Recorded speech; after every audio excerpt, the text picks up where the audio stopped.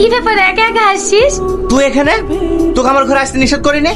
তুই সবসময় আমায় এমন করিস কেন বলতো?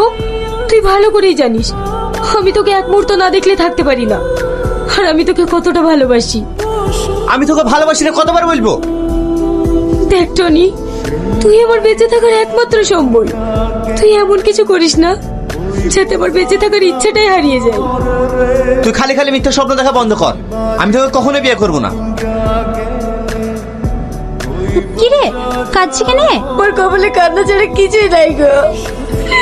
যদি আমার কপাল ভালো হতো তাহলে ছোটবেলায় বাবা মারা যেত না, আমাকে সবার লাঠি চাটা খাওয়ার জন্য রেখে যেত না। সালমা, সালমা, কিছু বলছো?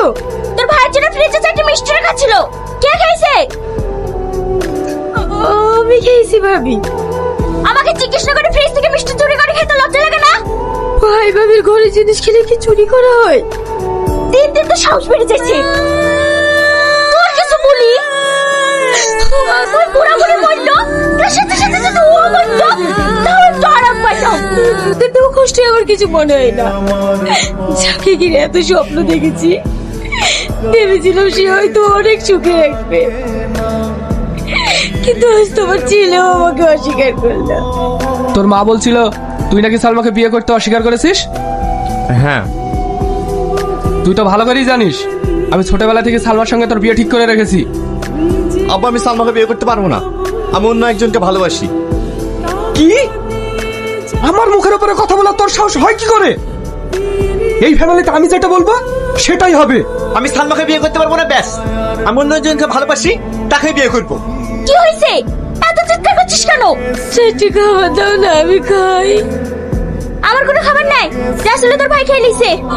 ভাই, ভাবি, ওর সত্যি বিজয় খেতে লেগেছে।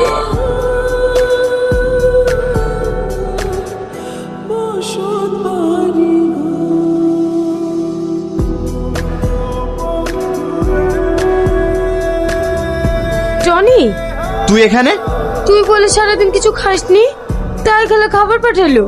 আমার খিদে নেই, আমি খাবো না। তুই এখান থেকে যা। মানুষের প্রতি রাগ হতে পারে, তবে খাবারের প্রতি রাগ কিসের? খেয়ে নে।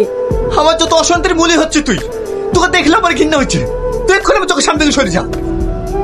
ও, তোর অশান্তির মূল কারণ আমি না?